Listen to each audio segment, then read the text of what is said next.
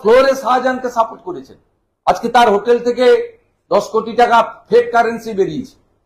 Bangladesh border সাতক্ষীরার পাশে সন্দেশখালী, কি ভয়ঙ্কর।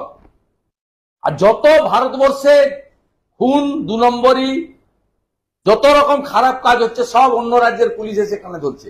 আসাম এসটিএফ এসে 7 শেখকে ধরলো, কাশ্মীর এসটিএফ এসে জাভেদ মুন্সিকে ধরলো, উত্তরপ্রদেশ পুলিশ এসে ব্যারাকপুর কোর্টে হাসান মীর নাম ভাড়িয়ে হিন্দু নাম সেজে, তিনি ধর্মান্তরিত করেন আর মহিলা পাচারের ব্যবসা করেন, তাকে কলার ধরে মারতে মারতে পরশুদিন নিয়ে গেল ট্রানজিট নিয়ে।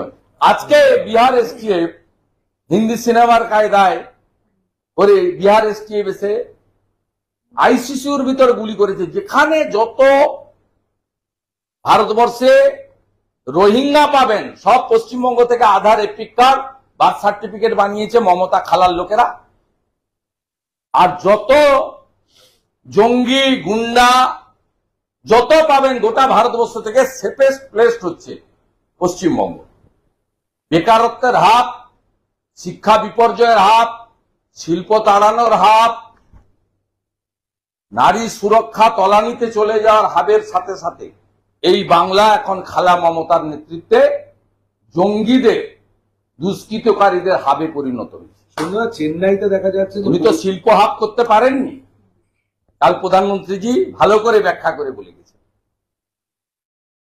তিনি জঙ্গিদের হাব করে দিয়েছেন। কেউ নিরাপদ নয়, আপনি আমি কেউ নিরাপদ নয়। যখন যাকে পারবে আইসিসির ভিতরে পাটনায় গুলি করে মেরে দিয়ে চলে এসছে সেফেস্ট জায়গা। আমার স্থির বিশ্বাস পশ্চিমবঙ্গ পুলিশ মানে মমতা পুলিশকে আগে থেকে জানায়নি বিহার পুলিশ, জানালে ধরতে দিত না। 7 শেখ নিজে বলছে আমি 3 বার তৃণমূলকে ভোট দিয়েছি, আনসারুল বাংলায় হরিহরপাড়া খাজেরি মাদ্রাসা। চেন্নাইতে দেখা যাচ্ছে যে পরিযায়ী শ্রমিক তাদের উপরে হামলা হচ্ছে, মুর্শিদাবাদে বাড়ি। তৃণমূল কংগ্রেস অন্যান্য রাজ্যের কথা বললে তারা না, পরিযায়ী শ্রমিকদের উপর কোনো হামলা হয়নি। সব রোহিঙ্গা মুসলমান, এবার ঝাড়াই বাছাই করার সময় অপারেট করা উচিত। এখানেও তো পুলিশ অনেককে জিজ্ঞাসাবাদের জন্য অনেক ইস্যুতে নিয়ে যায় থানায়, তারপর ভিডিও দেখে কাগজপত্র দেখে সবাইকে তো আর ফরওয়ার্ড করে না। আপনি কথা বলছেন একই রকম, আপনার পোশাক একই রকম, আপনার চেহারার গড়ন একই রকম, আর বাকিটা বললাম না। তা সেরকম সবকে নিয়ে গেছে 40 জনকে, তাতে বেঁচেছে ভারতীয় কারা, অভারতীয় কারা। অভারতীয় মানে রোহিঙ্গা মুসলমান, বাংলাদেশি মুসলমান। নতুন নতুন আপডেট পেতে সাবস্ক্রাইব করুন নিউজ আপ ডেইলি।